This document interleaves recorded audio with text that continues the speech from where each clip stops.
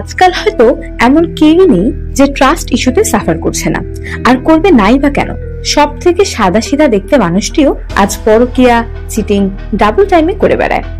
আচ্ছা, যদি এমন হতো আপনি দেখলেই বুঝতে পারতেন আপনার সামনের মানুষটি কয়জনের সাথে সম্পর্কে আছে, তাহলে কেমন হতো? হয়তো মনে হবে ভালোই হতো, কিন্তু বাস্তবতা একেবারেই ভিন্ন। এই এক ক্ষমতাই হতে পারে মানুষের মৃত্যুর কারণ, যার কারণে এই ক্ষমতা যেই পায়, হয় সে নিজের মৃত্যুর শিকার হয় অথবা হয় শিকারী, জন্ম নেয় নতুন সিরিয়াল কিলার। হ্যালো এভরিওয়ান, আমি মুন, আর আজ আমি এমনই এক ভিন্ন ধারার কোরিয়ান সিরিজের গল্প বলবো, যার নাম এস লাইন। কাজে দেরি না করে নিউ সাসপেন্স থ্রিলার ড্রামাটি শুরু করা যাক। এই গল্পের প্রধান চরিত্র তিনটি, যার মধ্যে দুইজনের ব্যাপারে এখন জানাবো, আর তৃতীয় জনকে আপনারা গেস করে নেবেন। গল্পের শুরুতেই পরিচয় হয় শিন হেয়নের সাথে। জন্ম থেকেই শিন হেয়ন এস লাইন দেখতে পেত, কিন্তু অর্থ বুঝতো না। একদিন ওর বাবার সাথে ওর আন্টির মাথায় একটা এস লাইন দেখে না বুঝেই ছোট্ট হেয়ন এর ছবি আঁকিয়ে ফেলে, যেটা ওর মা পরবর্তীতে দেখে ফেললে রাগের মাথায় ওর বাবাকে ওর সামনে খুন করে বসে। এরপর থেকেই শিন হেয়ন আস্তে আস্তে এই লাইনের অর্থ বুঝতে পারে। এমন একটা কার্স শিন হেয়ন বয়ে বেড়ায়, যা সে চেষ্টা করেও না দেখে থাকতে পারে না। এমনকি ছবি, ভিডিও সবখানে ও এস লাইন দেখতে পারে। আর ধীরে ধীরে এর ভয়াবহতা সম্পর্কে ধারণা থাকায় শিন হেয়ন এখন এই লাইনগুলো দেখেও না দেখার ভান করে, রুম থেকেও বের হয় না। জীবনে বহুবার আত্মহত্যারও চেষ্টা করেছে শিন হেয়ন, কিন্তু কোনো একটা অদৃশ্য শক্তি ওকে কখনোই মরতে দেয়নি। বর্তমানে পাশের ফ্ল্যাটে একজন মহিলা এসে ওর সাথে পরিচিত হওয়ার চেষ্টা করলে শিন হেয়ন স্বভাবতই দরজাও খোলে না, কথাও বলে না। পরবর্তী মেইন চরিত্র হচ্ছে পুলিশ অফিসার জিহুক, আর তার অন্যতম স্পেশালিটি হলো তিনি শহরের সব থেকে বেশি রেড লাইনের অধিকারী। বুঝতে পারছেন কি বলতে চাচ্ছি? ভদ্রলোক বিয়ে করেন না ঠিকই, কিন্তু তার প্রেয়সীর অভাব নেই। পরিবার বলতে একজন অসুস্থ বাবা আর অনাথ ভাতিজি সোনা। সোনামের জীবনে আবার অন্য সমস্যা। স্কুলে প্রচন্ড বাজে রকম বুলির হয় সোনা। টাকার জন্য ওকে ওর ক্লাসমেট এত মারে যে মেয়েটা সারাক্ষণ তার চাচা জিহুকের থেকে টাকা চাইতেই থাকে। জিহুক ওকে অনেকবার বুলি হওয়ার কথা জিজ্ঞাসা করলেও সোনা কখনোই কিছু বলে না, উল্টো রাগ দেখায়। মানে আজকালকার জেনারেশনের টিনেজরা যেমনটা করে আর কি। সবার জীবন নিজের মতো চলছিল, যতক্ষণ না শহরে একটা সিরিয়াল কিলারের ত্রাস ছড়িয়ে পড়ে। ভিকটিমরা সবাই মহিলা, আর সব থেকে অবাক করার বিষয়, ক্রাইম সিনে কোনো ধস্তাধস্তির চিহ্নই নেই। দেখে একদম মনে হয় খুনগুলো খুব পরিকল্পনা করে সাজানো হয়েছে। এই কিলিং কেসের দায়িত্ব এসে পড়ে আবার জিহুকের কাঁধে। ও ইনভেস্টিগেট করে জানতে পারে প্রত্যেক খুনেই কমন ব্যাপার হচ্ছে প্রতিটি খুনের আগে একজন হেলমেট পরা লোক ওদের বাসায় গিয়েছিল। খবরে এই নিউজ দেখানো হলে শিন হেয়ন তখন খবরটা দেখে। ও অবাক হয়ে যায়, কারণ নিউজে এমন একজন লোককে হেলমেট পরা অবস্থায় হেয়ন দেখে যার মাথায় মাত্র একটা এস লাইন। হেয়ন ওর জীবনে খুব কম মানুষকেই একটা মাত্র এস লাইন এমন দেখেছে, কারণ লয়াল তো কেউই হয় না। হেয়নের সন্দেহ হতে থাকে। সেদিন রাতেই ওর প্রতিবেশীর কাছেও একজন হেলমেট পরা লোক আসে। হেয়ন কৌতূহল বশত উকি মেরে আটকে ওঠে, কারণ এই ডেলিভারি ম্যানের অর্থাৎ এই হেলমেট পরা লোকটার মাথাতেও সে একটা এস লাইন। ও ভয়ে কি করবে বুঝতে না পেরে পুলিশকে কল করে। সব বলতে যাবে, এর মধ্যে খেয়াল করে লোকটির সাথে মহিলাটি রিলেশনে আছে। সেহন পুলিশকে আর কিছুই জানাতে পারে না, ফোন রেখে দেয়। পরদিন জিহুক হেয়নের কল করার কথা জানতে পারলে ওর সাথে কথা বলতে চায়, কিন্তু হেয়ন প্রথমে দরজাই খোলে না, আর পরে দরজা খুললেও কথা বলতে চায় না। এই সময় ওর উপরের ফ্লোরে থাকা একজন প্রতিবেশী এসে জিহুককে বলে, আপনি বৃথা চেষ্টা করছেন, এই মেয়ে কখনোই বের হয় না। জিহুক না পেরে চলে যায়। রাতে ইনভেস্টিগেশন করার সময় ওরা লক্ষ্য করে লাস্ট খুন হওয়া দুইজন মহিলার সাথেই একজনের লিঙ্ক পাওয়া যাচ্ছে। লোকটিকে সন্দেহজনক মনে হলে তার ছবি বের করলে জিহুক অবাক হয়ে যায়, কারণ লোকটি আর কেউই নয়, বরং আজকে সকালে হেয়নের উপরে ফ্ল্যাটে থাকা লোক, যে কিনা একটা স্কুলের টিচার। এক মুহূর্ত দেরি না করে জিহুকের জুনিয়র অফিসারটি লোকটির বাসায় যায়। জিহুক ওর সাথে যেতে চাইছিল, কিন্তু ওর বাবার অসুস্থতার খবর আসলে ও আর যেতে পারে না। জুনিয়র অফিসারটি লোকটির বাসায় গিয়ে অবাক হয়ে যায়, কারণ লোকটির সারা রুমের মধ্যে রেড লাইন আঁকানো। পুলিশটি জিহুককে ফোন করে সব জানাতেই যাবে, এর মধ্যে লোকটি অফিসারটির উপর অ্যাটাক করে বসে। ফোনে ধস্তাধস্তির শব্দ শুনে জিহোক বিপদ আন্দাজ করতে পেরে দ্রুত গাড়ি ঘুরিয়ে এখানে আসতে থাকে। জুনিয়র পুলিশটিকে বেঁধে লোকটা আবার কালো হেলমেট পরে এবার হেউনের প্রতিবেশীর বাসায় যায়। যাওয়ার পথে একবার হেউনের দরজার সামনে থেকে উঁকি মেরে গেলে দরজার ছিদ্র দিয়ে হেউন দেখে লোকটার মাথায় গতকাল 2টা এসলাইন তৈরি হয়েছিল, যেখানে আজকে মাত্র একটা, অর্থাৎ ওর কোনো একটা পার্টনার মারা গিয়েছে। লোকটা চলে গেলে হেউন ভয়ে দ্রুত জানালার কাছে এসে প্রতিবেশীকে দেখতে থাকে, আর কিছুক্ষণ পরে ওর আশঙ্কায় ঠিক প্রমাণিত হয়। লোকটা মহিলাটিকে মারার চেষ্টা করছে। নিজেকে সামনে নিয়ে এতদিনে হেউন একটা ছুরি নিয়ে রুম থেকে বের হয়। এতদিন পর রাস্তায় আসায় ছোটবেলার ট্রমার কথা মনে হতেই ও বেহুশ হয়ে যায়, কিন্তু পরক্ষণেই নিজেকে সামলে দ্রুত প্রতিবেশীর বাসায় গিয়ে ওকে বাঁচানোর চেষ্টা করে। এদিকে জিহোক লোকটা রুমে যাওয়ার আগে হেউনের রুমে দরজা খোলা দেখে অবাক হয়ে যায়। কৌতূহল বশত রুমে যেতেই হেউনের আঁকানো এস লাইন আর কেসগুলো সাজানো দেখে ও অবাক হয়ে যায়।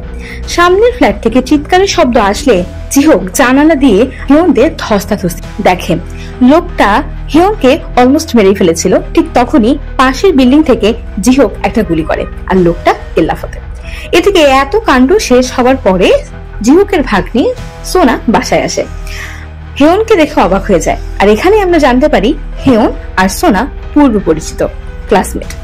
সেই রাতে হেউন অনেক চিন্তা ভাবনা করে আর মনে করে গত রাতে যখন মহিলাটিকে বাঁচানোর জন্য মহিলাটি ওকে বারবার ধন্যবাদ দিচ্ছিল, হেউন যেন নতুন করে এই পৃথিবীতে মানিয়ে নেওয়ার সাহস পেয়েছিল। ঠিক এমন সময় ওর ফোনে একটা রহস্যজনক মেসেজ আসে, যেটি খানিকটা এমন: তুমি যে দুনিয়া দেখো আমিও দেখি, যদি আমাকে জানতে চাও তাহলে দ্রুত আর্ক হাই স্কুলে আসো। এপিসোড 1 এখানেই শেষ। এপিসোড 2 আমরা নতুন একটি চরিত্র দেখি। সোনাদের স্কুলে একজন নতুন টিচার লিজিন আসে।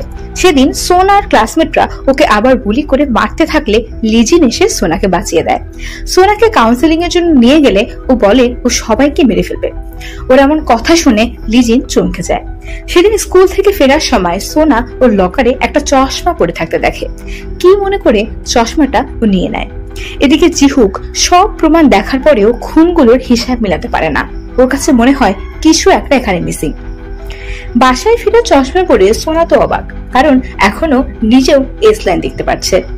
নিজের খুশি খুব বেশিক্ষণ স্থায়ী হয় না, কারণ আঙ্কেলের মাথার এস লাইন দেখে রীতিমতো ভয় পেয়ে যায়, যেটা একেবারেই স্বাভাবিক। ও রাস্তায় বেরিয়ে পড়ে বাকিদের এস লাইন দেখতে।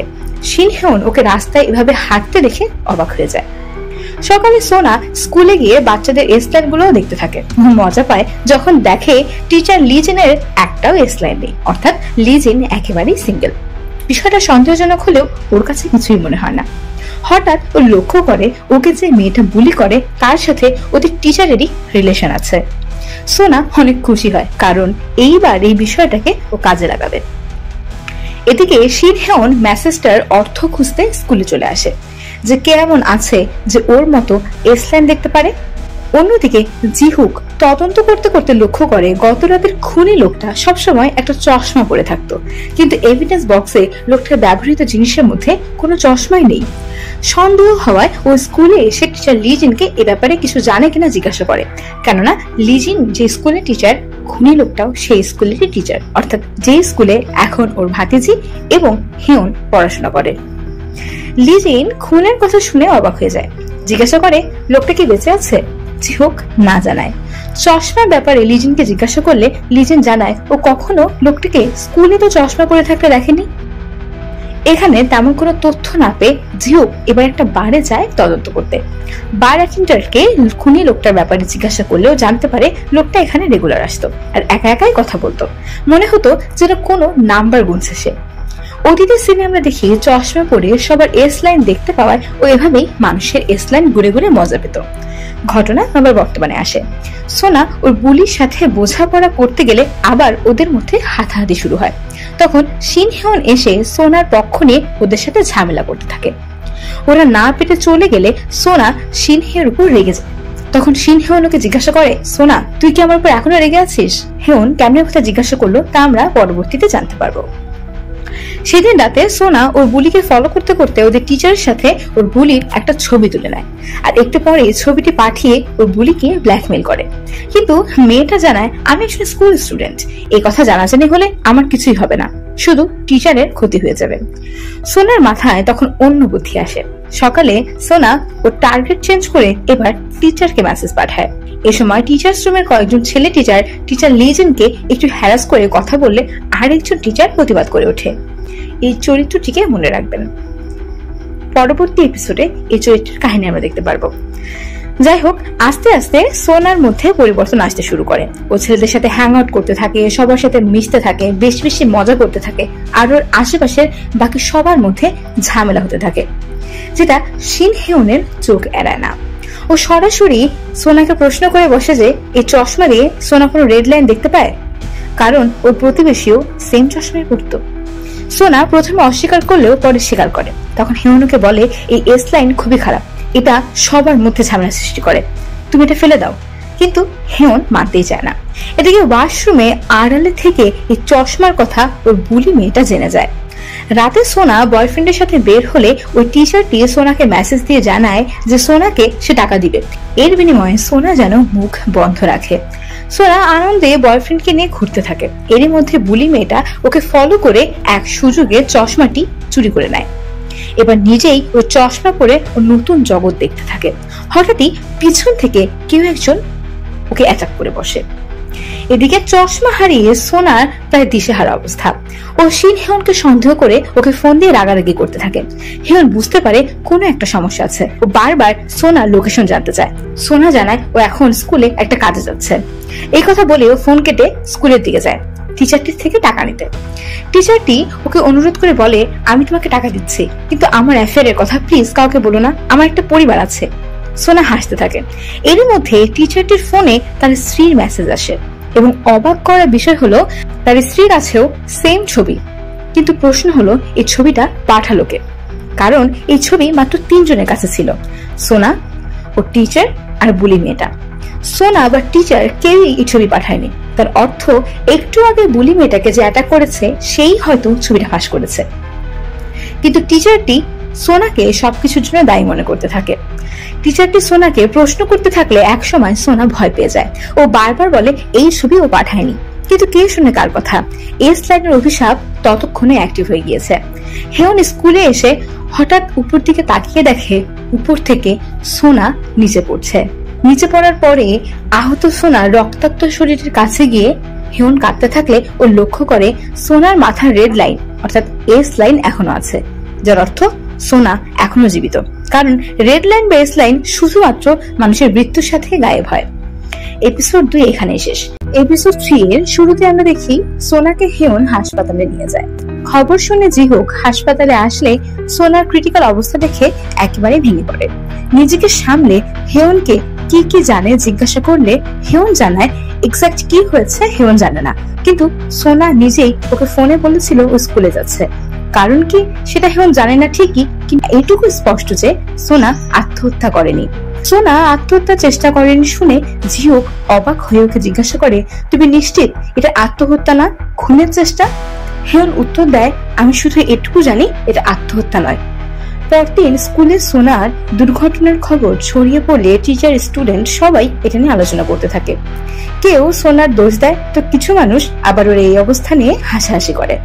হেউনের সবকিছু দেখে অনেক খারাপ লাগে, কিন্তু ও করবে কি? অন্যদিকে টিচার্স রুমের একজন টিচার জুনহো, যাকে গত এপিসোডে বলেছিলাম চিনে রাখতে, সে নিজের বড় বোনের বাসায় থাকতে চায়, কারণ কদিন পরেই সে চাকরি ছেড়ে কানাডা চলে যাবে। বাসা ছেড়ে দেওয়ায় 2 বছরের প্রথমবার ও নিজের বোনের বাসায় এসেছে। এমনকি ওর বোনের হাজবেন্ডের সাথে ওই প্রথমবার ওর ভালো করে পরিচয় হয়, কিন্তু বিপত্তি বাধে অন্য জায়গায়। স্কুলে একদিন সবাই ওকে জিজ্ঞাসা করতে থাকে ও বিয়ে করবে না। তখন জুনু জানায় ওর বিয়ে কিছুদিন আগে ভেঙে গিয়েছে। কারণটা আমরা একটু পরে জানবো। সেদিনই হঠাৎ ওর ডেস্কে ও সেই রহস্যময় চশমাটা খুঁজে পায়। আরো রহস্যময় ব্যাপার হলো তখন টিচার্স রুমে শুধুমাত্র টিচার লিজিন ছিল। ও লিজিনকে জিজ্ঞাসা করে এই চশমাটা কার? আমার তো না। তখন লিজিন উল্টো ওকে বলে, তোমার ডেস্কে যেহেতু তোমারই হবে, পরে দেখো তোমাকে ভালো মানাবে। এক প্রকার ম্যানিপুলেট করেই লিজিন ওকে চশমাটা পরতে বাধ্য করে। আর চশমা পড়তেই তো দুনিয়া ঝাঁকানাকা। বেচারা আস্তে আস্তে লাইনগুলোর সাথে মানাচ্ছিল। এর মধ্যেই জিহুক রুমে ঢুকলে ওর মাথায় এস লাইনের পরিমাণ দেখে জুনু ভয়ে চেয়ার থেকে উঠে দাঁড়ায়। জিহু আজকে স্কুলে এসে আবার লিজিনকে জিজ্ঞাসা করে সোনার কারোর সাথে সমস্যা ছিল কিনা বা এমন কোনো তথ্য লিজিন দিতে পারবে কিনা, কিন্তু লিজিন তেমন কোনো তথ্য দিতে পারে না। তখন জিহু সোনার সাথে আগের রাতে ডেটে যাওয়া ছেলেটার ছবি দেখে ওকে জিজ্ঞাসাবাদ করতে চাইলে লিজিন ছেলেটার সাথে দেখা করার ব্যবস্থা করে দেয়। ছেলেটাকে প্রশ্ন করে তেমন কোনো উত্তরই পায় না জিহুক, কিন্তু ও অবাক হয়ে যায় যখন ছেলেটা বলে সোনা ওর গার্লফ্রেন্ড না, ওরা এমনি কিছু সময় মজা করছিল। মানে পশু পাখির যেমন অবস্থা আজকালকার ছেলে মেয়েরও সেই অবস্থা। এটা দেখে জিহুক চমকে যায়।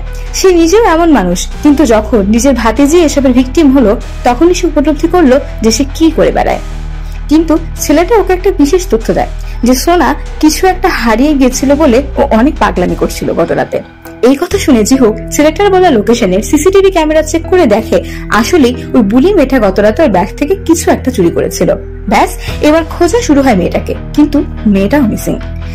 এদিকে রাতে ম্যাজিক্যাল চশমার নতুন অধিকারী টিচার জুনু বাসায় এসে তার বোন আর তার হাজবেন্ডের এসলাইন দেখতে থাকে। এর মধ্যে ওর বোনের হাজবেন্ড ওকে জিজ্ঞাসা করে বসে, তুমি নিজের বিয়ে ভাঙলে কেন? ও বলে, বিয়ের আগে আমার এই বন্ধুর সাথে ও আমাকে চিট করেছে। জুনুর উত্তর শুনে ওর বোনের হাজবেন্ড অনেক মজা পায়, কিন্তু ওর বোন হঠাৎ অপ্রস্তুত হয়ে যায়, যার কারণ আমরা ধীরে ধীরে জানবো। জুনু কদিন পরে তার বোনের সাথে মায়ের মেমোরিয়াল পালন করে। তখন ওদের কথোপকথনে জানা যায় ওদের বাবা ওদের মাকে চিট করেছিল, অথচ শেষ সময়েও ওর মা শুধু এটাই চিন্তা করতো যে হয়তো ওর মায়েরই কোনো দোষ ছিল, যার কারণে ওদের বাবা চিট করেছে। আর এভাবেই কষ্ট পেতে পেতে একদিন ওদের মা মারা যায়। আর এই কারণেই জুনু চিটিং জিনিসটাকে একেবারেই পছন্দ করে না। পরে একদিন বোনের হাজবেন্ডের সাথে জুনু বের হলে আস্তে আস্তে ও টের পেতে থাকে ওর বোনের হাজবেন্ডের অন্য কারোর সাথে সম্পর্ক আছে।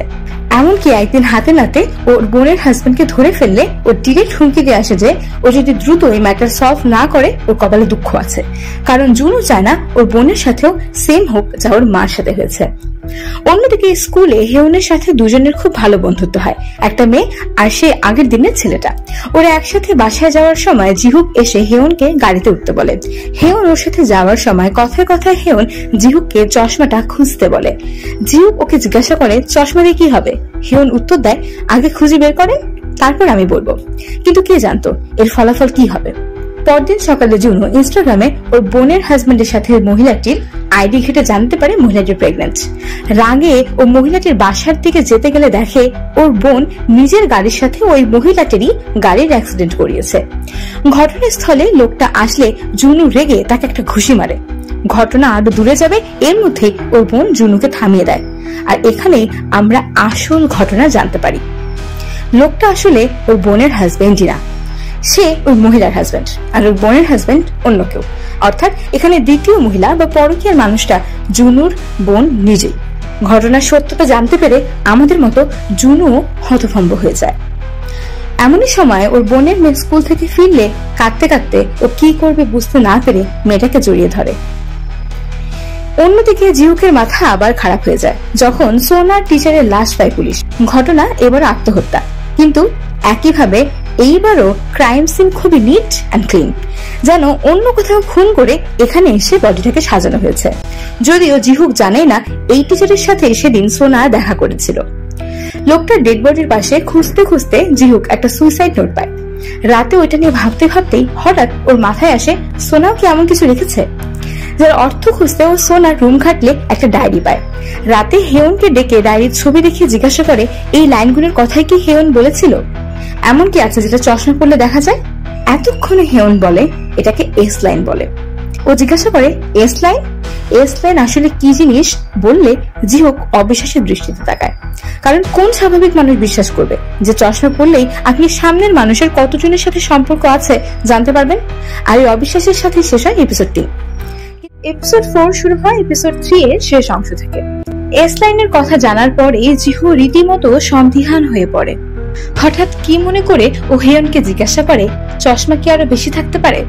ওর এমন প্রশ্নে হেয়ন অবাক হয়ে তাকালে জিহুক জানায় আজকাল অনেক কেস এমন পাওয়া যাচ্ছে যেখানে এই চশমার লিঙ্ক আছে, আর এর সব থেকে বড় উদাহরণ তো তোমার উপরের ফ্ল্যাটেই থাকতো। জিহুকের কথা শুনে এবার হেয়নও চিন্তায় পড়ে যায়।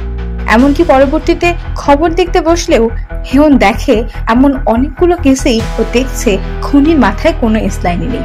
জিহুক আর হেয়নের মনের এই প্রশ্নের উত্তর আমরা পরের সিনেই পাই। হেয়নদের স্কুলেই একজন অ্যাডমিনিস্ট্রেশনের স্টাফ মিজিনকে আমরা সেই একই রকম চশমা পরে থাকতে দেখি। সে সবার এসলাইন দেখছে আর মানুষকে জাজ করছে। ওর সিনিয়র ওকে কাজ নিয়ে বকা দিলে আমরা দেখি ও একটা স্ট্যাপলারে একটার পর একটা পিন মারছে। রাগের মাথায় ও এই কাজটি প্রায় করে থাকে। ওর অভ্যাসটির কথা মনে রাখবেন। লাঞ্চ টাইমে সব স্টাফরা একসাথে বসে গল্প করতে থাকলে মিজিন জানায় ওর ইচ্ছা ও অভিনেত্রী হবে, এখানে বেশি দিন জব করবে না। এরই মধ্যে ক্যাফেটেরিয়াতে মিউজিক টিচার আসলে আমরা মিজিনের চাহনি দেখে বুঝতে পারি সে মিউজিক টিচারকে পছন্দ করে, কিন্তু তাদের কোনো এসলাইন কানেক্টেড নেই, অর্থাৎ তাদের মধ্যে এখনো কোনো সম্পর্কই হয়নি। এমনকি মিজিন প্রায় নিজে থেকেই মিউজিক টিচারটির সাথে কথা বলতে যায়। এ সময় ও আয়নায় দেখে ওদের এসলাইন এক হয়ে যাচ্ছে, যেটা আসলে বাস্তবে কখনোই হয়নি, যা ইন্ডিকেট করে মিজি লোকটার সাথে রিলেশনে যেতে চায়। এদিকে স্কুলে হেয়ন সোনাকে নিয়ে দুঃস্বপ্ন দেখে ঘুম থেকে উঠে পড়ে। ওরা 3 বন্ধু মিলে গল্প করার সময় কোয়েনজু হেয়নকে জিজ্ঞাসা করে যে হেয়ন কোথায় পার্ট টাইম জব করে। হেয়ন একটা হোটেলের নাম বলে, যেখানে পরবর্তী সিনে আমরা মিজিকে পুরো বেশভূষা বদলে আসতে দেখি। মূলত মিজি নিজের ভাড়া বাসায় অ্যাক্টিং প্র্যাকটিস করতে পারতো না। আশেপাশের মানুষ কমপ্লেন করে দেখে ও এই হোটেলে আসতো রুম বুক করে প্র্যাকটিস করতে। এরই মধ্যে একদিন হেয়নের বন্ধুরা ওর সাথে দেখা করতে আসলে ওরা লক্ষ্য করে দেখে মহিলাটি মিজি। ওকে এই রূপে দেখে অবশ্য ওরা অবাকই হয়।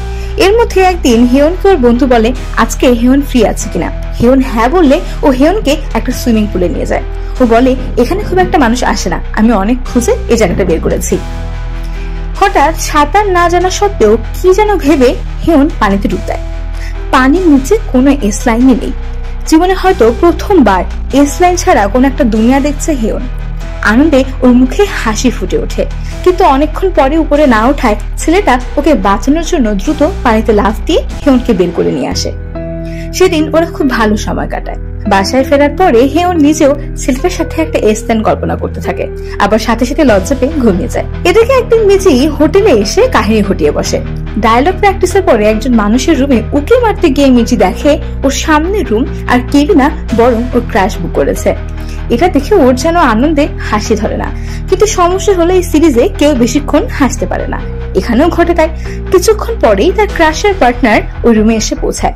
ওদেরকে একসাথে দেখে মিজি কোনোভাবেই সহ্য করতে পারে না। নিজের পরচুলা খুলে আসল বেশে এবার হেয়নকে এসে বলে এই রুমে ও আরো একটা দিন থাকবে। মিজির কথায় হেয়ন অবাক হলেও কিছুই বলে না, বরং চাবি দিয়ে দেয়। পরদিন মিজি একটা বোতলে ঘুমের ওষুধ মিশিয়ে আগের দিনের মেয়েটির আসার অপেক্ষা করতে থাকে। মেয়েটি আসার সাথে সাথে মিজি ওর পিছন থেকে যেয়ে মাথার উপর ফায়ার এক্সটিংগুইশার দিয়ে আঘাত করে মেয়েটিকে বেহুশ করে হাত পা বেঁধে আটকে রাখে। আর নিজে অন্যরকম ভাবে অ্যাক্ট্রেসের মতো করে সেজে ও ক্রাশ অর্থাৎ সেই মিউজিক টিচারের কাছে যায়। লোকটা মিজিকে চিনতে পেরে ওকে ইগনোর করে চলে যেতে গেলে মিজি নিজের স্ট্যাপলারটা লোকটার দিকে ছুঁড়ে মারে। লোকটির ঘাড়ে স্ট্যাপলারটির আঘাত লাগলে লোকটি ফিরে কিছু বলতে যাবে, এর মধ্যেই হঠাৎ তাল হারিয়ে বেহুশ হয়ে পড়ে যায়। মিজি মনে করে ড্রাগসের জন্য হয়তো লোকটা বেহুশ হয়ে গিয়েছে, এ কারণে ও বেশি মাথাও ঘামায় না, আর লোকটার পাশে শুয়ে নিজের শুটিং এর ডায়লগ গুলো এক নাগারে এক মনে বলতেই থাকে। কিন্তু হঠাৎই ও খেয়াল করে লোকটির মাথার পিছন থেকে রক্ত বের হয়ে পুরো বিছানা ভিজে গিয়েছে, অর্থাৎ একটু আগে স্ট্যাপলার ছুঁড়ে মারার কারণে তার মাথার পিছনে সেন্সিটিভ জায়গায় পিন গেঁথে আজকের এই ঘটনা। পাগল মিজি এর মধ্যেও লোকটিকে বারবার ডাকতে থাকে, কিন্তু আলটিমেটলি লোকটা মারা যায়। রাগে দুঃখে এই পাগল মহিলা এবার বাথটাবে বসে নিজের শরীরেই পিন গেঁথে রক্ত বের করতে থাকে, আর একটা সময় সে নিজেও মারা যায়। এর মধ্যেই ওর বেঁধে রাখা মহিলাটি কোনো মতে দরজা খুলে বাহিরে এসে পড়লে হেয়ন দ্রুত মহিলাটিকে বাঁচায়। আর এবারও সবার আগে মিজি আর মিউজিক টিচারের লাশ দুটোকে হেয়নই দেখতে পায়। পুলিশকে কল দিলে এই নতুন মার্ডার কেসও জিহুকের ঘাড়ে এসে পড়লে জিহুক যেন এবার আরো গভীর রহস্যে তলিয়ে যায়। রাতে হসপিটালে সোনাকে হেয়ন আর জিহুক দুজনেই দেখতে যায়। এ সময় জিহুক জিজ্ঞাসা করে সোনার মাথায় কি কোনো এক্সলাইন আছে। হেয়ন বুঝতে পারে জিহুক জানতে চাইছে সোনার আসল বয়ফ্রেন্ড কে, কারণ হতে পারে ওর বয়ফ্রেন্ডই খুনি। কিন্তু হেয়ন জানায় ওর বয়ফ্রেন্ড আর যেই হোক স্কুলের কেউ না, হলে আমিও এক্সলাইনের আরেক প্রান্ত দেখতে পেতাম। হেয়ন চলে গেলে জিহুক সোনার রুমে ঢুকে ওর দিকে তাকিয়ে থাকে। আর এরপরে আমরা দেখতে পারি সকালে মিজির লাশ যে বাথটাবে পাওয়া গিয়েছিল সেখানে জিহুক মিজির চশমা পেয়েছে। আর ফাইনালি জিহুক চশমাটি চোখে দেয়। এন্ড গেস হোয়াট, চাচা জিহুক নিজের লাইন দেখে নিজেই ভয় পেয়ে যায়। এপিসোড 5 এর শুরুতেই জিহুক আর সোনার ছোটবেলার স্মৃতি দেখি। জিহুক সোনাকে কতটা ভালোবাসে সেটা এই অংশে বোঝা যায়। জিহুকের ভাই ভাবির মৃত্যুর পর থেকে সেই ছোট থেকে সোনাকে নিজের মেয়ের মতো করে আগলে রেখেছে জিহুক। কিন্তু সময়ের সাথে সাথে পরিবারের দায়িত্ব, কাজের বোঝার সাথে তাল মেলাতে যে ধীরে ধীরে জিহুক আর সোনার মধ্যে দূরত্ব বাড়তে থাকে। আর সেই সোনা আজ অসুস্থ। চশমা পরে অসুস্থ সোনার দিকে তাকিয়ে আয়নায় নিজের দিকে তাকায় জিহুক, যেন ওর সম্পূর্ণ পৃথিবী বদলে গিয়েছে। অফিসে এসেও অবাক দৃষ্টিতে জিহুক শুধু মানুষের এস লাইনই দেখছে। ওর কর্মকাণ্ডে ওর কলিগও বুঝতে পারছে না হলোটা কি। এ সময় পুলিশ স্টেশনে আর্ক হাই স্কুলেরই একটি মেয়ে আসে কোনো একটা কেস করাতে। জিহুক ওর মাথায় 4টা এস লাইন দেখে আর অবাক হয়ে তাকিয়ে থাকে। সেদিনই ও সোনার সম্ভাব্য বয়ফ্রেন্ডকে সোনার কেবিনের কাছে নিয়ে আসে এস লাইন দিয়ে ওরা কানেক্টেড কিনা দেখার জন্য, কিন্তু ওদের মধ্যে কোনো এস লাইনই নেই। জিহুক ছেলেটাকে জিজ্ঞাসা করে সোনার কি অন্য কারোর সাথে সম্পর্ক ছিল। ছেলেটা বলে এমন কিছু জানি না, কিন্তু ওর কোনো একজনের উপর অনেক রাগ আছে। ও প্রায় বলতো কোনো একটা শয়তান লোককে ও মেরে ফেলবে। জিহুক আরো চিন্তায় পড়ে যায় যে শয়তান লোকটি আবার কে। এদিকে রাতে হেয়ন আর 2 বন্ধুর মধ্যে মেসেজিং এর সময় আমরা জানতে পারি সামনেই হেয়নের জন্মদিন। কাজেই ওর বন্ধু জনসন আর গিয়নজিং হেয়নের বার্থডে সেলিব্রেশন করার জন্য প্ল্যান করে। হেয়ন প্রথমে রাজি না হলেও ওর ফ্রেন্ডটা মানতে চায় না। মেসেজ করে হেয়ন সামনে দেয়ালের দিকে তাকায়, যেখানে প্রশ্নবোধক চিহ্ন দেওয়া কিছু লেটার দেখতে পারি। এর রহস্য আমরা একেবারে শেষ পর্বে জানবো।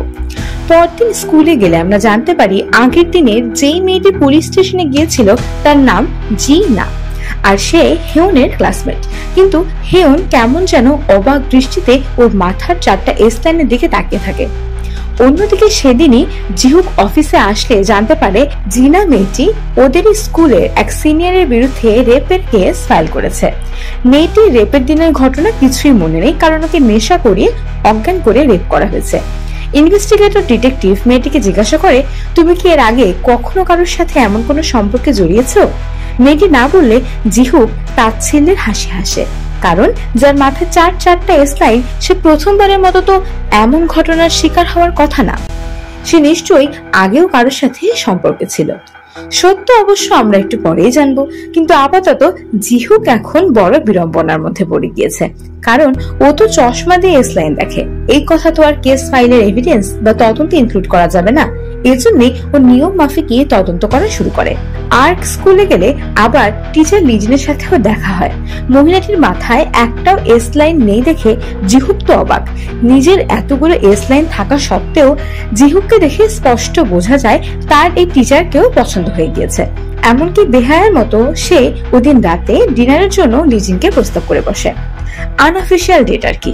কিন্তু মজার বিষয়, জিহুক চলে গেলে লিজিন জিহুকের দিকে তাকিয়ে মুচকি হাসে, আর আমরা দেখি জিহুকের মাথার প্রতিটি এস লাইন লিজিনও দেখতে পাচ্ছে। তার মানে ওকে নিজেও হেয়নের মতো এস লাইন দেখতে পায়। সব উত্তর সামনে আসছে। এদিকে জিহুক তদন্ত করলেও অ্যাকিউজড ছেলেটাকে বা ওরা যার কাছে কে পপে ট্রেনিং নিত কারোর থেকেই তেমন কোনো তথ্য পায় না। কেসটিও জটিল, কারণ মেয়েটা ঘটনার 5 দিন পরে এসেছে কেস করাতে, এমনকি ওই দিনের সব কাপড়ও পরিষ্কার করে ফেলেছে। কাজেই তার কথার সত্যতা যাচাই করা কোনোভাবেই সম্ভব হচ্ছে না। সবাইকে প্রশ্ন করে জিহুক ফিরে যাবে এমন সময় হেয়নের সাথেও দেখা হয়ে যায়। হেয়ন জিহুকের চোখে চশমা দেখে সাথে সাথে খুলে ফেলতে বলে, কিন্তু জিহুক কোনোভাবেই রাজি হয় না। হেয়ন ওকে বোঝাতে থাকে এই চশমা কত ক্ষতিকর, আর জবাবে জিহুক বলতে থাকে এই চশমা ব্যবহার করে কেস সলভ করবে, এটা খুবই প্রয়োজন। হেয়ন জিহুকের কথা বিশ্বাস না করলে ও হেয়নকে জিনার কেসের কথা বলে, যে জিনা নিশ্চয়ই ছেলেটাকে ফাঁসাচ্ছে, কারণ ওর মাথায় 4টা এস লাইন। ও ভালো মেয়ে হলে তো এমন হওয়ার কথা না। তখন হেয়ন বলে, সত্যি কোনটা আমি জানি না, কিন্তু 1 সপ্তাহ আগেও ওর মাথায় একটাও এস লাইন ছিল না। ওর সাথে নিশ্চয়ই কোনো কিছু খারাপ হয়েছে। এই কথা শুনে এবার জিহুক চিন্তায় পড়ে যায়। এক চশমা পরে অলমোস্ট কেস সলভ ভাবার পরেও এমন একটা কথা শুনে আমাদের মতো জিহুকও নতুন ভাবে কেস নিয়ে ভাবতে থাকে। রাতে অ্যাকিউজড ছেলেটার বাসা চেক করতে গেলে জিহুক তেমন কিছুই পায় না, কিন্তু বের হয়ে এসেই সকালে সে বাহিরে আবর্জনার মধ্যে কিছু একটা খুঁজতে থাকে। ওর কলিগ প্রথমে কিছু না বুঝতে পারলেও একটু পরেই একটা বেডের কভার খুঁজে পায়, যেটাতে রক্ত দেখে বোঝা যাচ্ছে আসলেই সে রাতে জিনার সাথে এমন কিছু হয়েছে যেটা এই ছেলেটা লুকাতে চাচ্ছে, কারণ এটা ওই ছেলেরই বিছানার কভার। রুম চেকের সময় জিহুক এক কোনায় বেডের কভার না দেখে বুঝে গিয়েছিল প্রমাণ সরিয়ে ফেলা হয়েছে।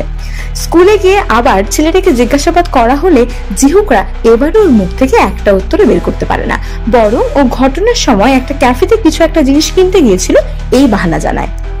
জিহুক ওর কথার সত্যতা জানার জন্য সিসিটিভি ক্যামেরা চেক করলে একটা ভয়ঙ্কর জিনিস লক্ষ্য করে। ওই ক্যাফের রাস্তাতেই সে রাতে 4টা ছেলে প্রথমবার যাওয়ার সময় ওদের মাথায় যে কয়টা স্লাইন ছিল, ফিরে আসার সময় প্রত্যেকের মাথায় তার থেকে একটা করে বেশি স্লাইন। ঠিকই ধরেছেন, এই 4জনই মেয়েটাকে সে রাতে গ্যাংরেপ করেছিল, যেটা পরদিন স্কুলে স্লাইন দেখে হেয়নও বুঝে যায়। পুলিশ কাস্টাডিতে নিয়ে অনেক ভয় দেখানোর পরে অবশেষে ওরা স্বীকার করে ওরা 4জন মিলে মেয়েটাকে সে রাতে রেপ করে। কিন্তু এই সমস্ত কিছুর মাস্টার প্ল্যান ছিল প্রথমে দেখানো ছেলেটির। মেয়েটাকে বেহুশ করে ও নিজেই ছেলেগুলোর হাতে মেয়েটাকে তুলে দিয়ে মজা দেখেছে, কারণ ওর মতে মেয়েটাও লেভেলেই পড়ে না, সো বাকিদের ব্যবহার করে মেয়েটার ক্ষতি করেই ও খুশি। মানুষ কোন পর্যায়ে নেমে গিয়েছে দেখে জিহুক হতভম্ব হয়ে যায়। কেস সলভ হয় ঠিকই, কিন্তু ঘটনা ঘটে আরেক জায়গায়। সেই রাতে হেয়নের জন্মদিন থাকায় ওকে ওর বন্ধু জুনসুন দেখা করতে বলে। হেয়ন ছেলেটাকে পছন্দ করে, এজন্য দুবার না ভেবেই জীবনে প্রথমবারের মতো বার্থডে সেলিব্রেট করতে চলে যায়। আর একই সময় জিহুকের কাছে নার্সিং হোম থেকে খবর আসে ওর বাবা আবার মিসিং। জিহুকের পাগল প্রায় অবস্থা। ও সিসিটিভি ক্যামেরাতে বাবাকে খুঁজতে থাকলে দেখে টিচার লিজিন ওর বাবাকে কোথাও নিয়ে চলে যাচ্ছে। এর মধ্যেই ওর ফোনে কেউ সোনার কেবিনের ছবি পাঠালে জিহুক সোনার বিপদের আশঙ্কা করে দ্রুত ওর হাসপাতালে যায়, কিন্তু সোনা একদম ঠিক আছে। ওর সুখ বেশিক্ষণ স্থায়ী হয় না, কারণ একটু পরেই জিহুক দেখে সোনার স্লাইন বেঁকে যাচ্ছে দরজার দিকে, অর্থাৎ দরজার ওপারেই সোনার সাথে যার সম্পর্ক সেই মানুষটি দাঁড়িয়ে। জিহুক বন্দুক তাক করে দাঁড়ায়, কিন্তু টুইস্ট আসে তখনই যখন দরজা খুলে জিহুকের বাবা ভিতরে আসে। আর জিহুক দেখে সোনার সাথে ওর বাবার স্লাইন কানেক্টেড। হ্যাঁ, ঠিকই ধরেছেন, ছোটবেলায় অনাথ হয়ে যাওয়া ছোট্ট সোনার কাছে যখন জিহুক থাকতে পারতো না, তখন এই মানুষ রূপী পশুটা বাচ্চা সোনাকে রেপ করত। কিছুক্ষণ স্তব্ধ হয়ে দাঁড়িয়ে থাকার পরে সবটা যখন জিহুক বুঝতে পারে, ওর মাথা খারাপ হয়ে যায়। সবটাই যেন চশমার অভিশাপ। জিহুক পাগলের মতো করতে থাকে। সোনার সাথে হওয়া অন্যায়ের কথা মাথায় আসতেই নিজের বাবার উপরেই হাত তুলে বসে জিহুক। বারবার জিজ্ঞাসা করতে থাকে, তুমি এটা কেন করলে? কিন্তু অন্যদিকে ঘটে আরেক ঘটনা। আমরা দেখি হেয়নের হাতে রক্ত। অসহায়ের মতো কাঁদতে কাঁদতে জিহুককে ফোন করে হেয়ন শুধু এতটুকুই বলে, আমাকে বাঁচাও ইন্সপেক্টর। এপিসোড 5 এখানেই শেষ। এপিসোড 6 বা অন্তিম পর্ব। শুরুতেই অতীতের একটা ঘটনা দেখি, একজন মহিলাকে দেখিয়ে যার ব্যক্তিগত ভিডিও ভাইরাল হয়ে যায়। আশেপাশের সবাই তাকে এত হেনস্থা করতে থাকে যে শেষমেশ সে আত্মহত্যার পথ বেছে নেয়। কিন্তু একেবারে শেষ মুহূর্তে লিজিন এসে হাজির। এমনকি এই মহিলাটিকেও ও কলা কৌশলে চশমা দিয়ে চলে যায়। অর্থাৎ স্পষ্ট হয়ে গেল এই চশমা কাহিনীর আসল মাস্টার মাইন্ড লিজিন ছাড়া আর কেউই নয়। ঘটনা বর্তমানে আসার আগে আমরা কিছুক্ষণ আগের গল্প দেখি, যেখানে জন্মদিন উপলক্ষে জুনসুন হেয়নের সাথে দেখা করতে আসে। তখন হেয়ন উপহার হিসেবে ওর সাথে একটা দিন থাকতে চায়। কারণ হিসেবেও বলে হেয়ন চায় ওর স্লাইন যদি হতেই হয় যেন জুনসুনের সাথেই হয়। জুনসুন কিছুক্ষণ হেজিটেট করলেও পরে রাজি হয়ে যায়। ওদের শেষমেশ একটা স্লাইন তৈরি হয়। কিন্তু যে কথা আমি সবসময় বলি, সুখ বেশিক্ষণ স্থায়ী হয় না। হোটেল থেকে বের হয়ে হাঁটার সময় জুনসুন হেয়নকে রেখে যায় ওর জন্য বার্থডে কেক কিনতে। হেয়ন তখন একা একাই মিররে নিজের স্লাইন দেখছিল, কিন্তু হঠাৎ ওর স্লাইন কেঁপে অদৃশ্য হয়ে যায়। হেয়ন কিচ্ছু বুঝতে পারে না। এর মধ্যে পাশে মানুষের কথার শব্দ শুনতে পেরে এগিয়ে গিয়ে দেখে একটা কেক মাটিতে, আর তার পাশেই জুনসুনের লাশ। মূলত কেক আনার সময় রাস্তার পাশে একটা কনস্ট্রাকশন সাইট থেকে দুর্ঘটনাবশত দুটো রড এসে সোজা জুনসুনের গলায় আর পিঠে গেঁথে যায়। ফলাফল সিরিজের অন্যতম সুন্দর সম্পর্ক বা স্লাইনের মৃত্যু। হেয়ন জুনসুনের মৃত্যুতে একেবারে ভেঙে পড়ে আর নিজেকে বারবার দোষারোপ করে বলতে থাকে ও নিজে একটা ব্যাকডাক, এই জন্যে ওর আশেপাশে সবাই মারা যায়। এর মধ্যে ওর কাছে ওর বান্ধবীর হাত পা বাঁধা ছবি কেউ পাঠিয়ে বলে জুনসুনের মতো ওকেও হারাতে না চাইলে হেয়ন যেন দ্রুত স্কুলে চলে আসে। হেয়ন তখন মনে করে প্রতি বছর ও জন্মদিনে কেউ একজন রহস্যময় চিঠি পাঠাতো, যার অর্থ হেয়ন বুঝতো না। এতদিন ভাবতো হয়তো ওর মা পাঠাচ্ছে, কিন্তু এখন নিশ্চিত কেউ ইচ্ছা করেই ওকে কিছু একটার মধ্যে টেনে আনছে, আর দিনটি ওর জন্মদিনই হবে। ও কি করবে বুঝতে না পেরে জিহুককে ডেকে আনে। জিহুক এসে সব শুনে বলে এই আর্ক স্কুলেই সমস্যা, আমি শিওর লিজিনি সবকিছুর পিছে রয়েছে। ওর ব্যাকগ্রাউন্ড ঘেটে আমি দেখেছি ওর আদতে কোনো অস্তিত্বই নেই, ওর পরিচয়ও ভুয়া। হেয়ন সব শুনে অবাক হয়। দুজনে স্কুলে গিয়ে লিজিন আর হেয়নের বান্ধবীকে খুঁজতে থাকে, কিন্তু হঠাৎ কিভাবে যেন একে অপরকে হারিয়ে ফেলে। এই অংশ থেকে গল্প মন দিয়ে শুনবেন, কারণ গল্প এখন অন্যদিকে মোড় নেবে। হেয়ন একটা রুমে ওর বান্ধবীকে হাত পা বাঁধা অবস্থায় পায়। বেরিয়ে এসে জিহুককে ডাক দিলে কোথাও জিহুককে খুঁজে পায় না। একইভাবে জিহুকও হেয়নদের ডাক দিয়ে খুঁজতে থাকে।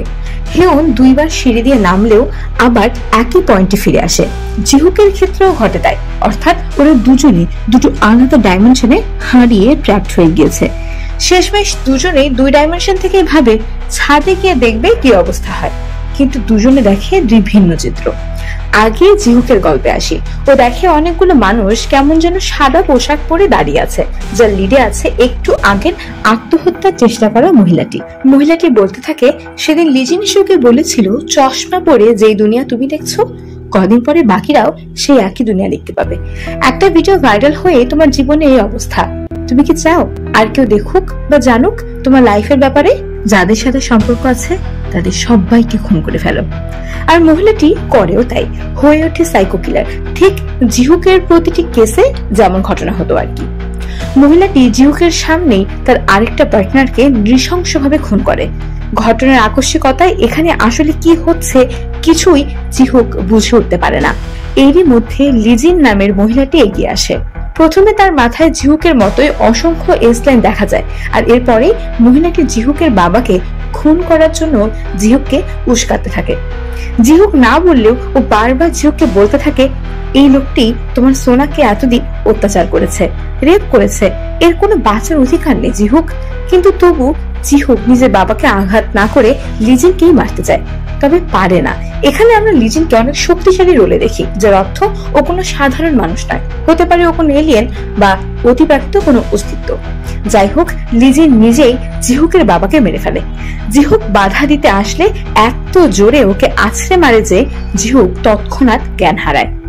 এদিকে হেয়ন ওর বান্ধবীর সাথে ছাদে এসে হঠাৎ খেয়াল করে ওর বান্ধবীর চোখেও সে একই চশমা।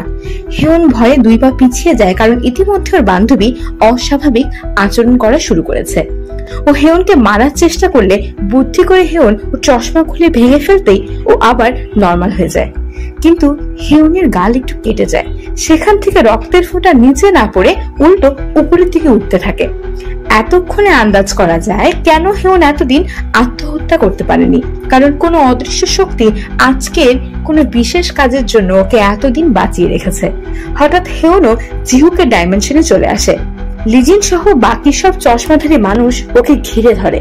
লিজিন ওকে মারতে আসলে একজন মহিলা এগিয়ে এসে ওকে বাঁচায়, আর মহিলাটি কেউই নয় বরং হেয়নের মা।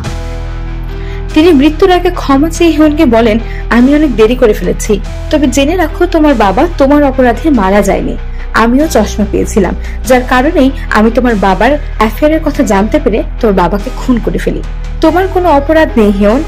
একথা বলেই ওর মা মারা গেলে হেয়ন লিজিনের দিকে রেগে আসতে গেলে লিজিন ওর পেটের ভিতর ছুরি গেঁথে দেয়।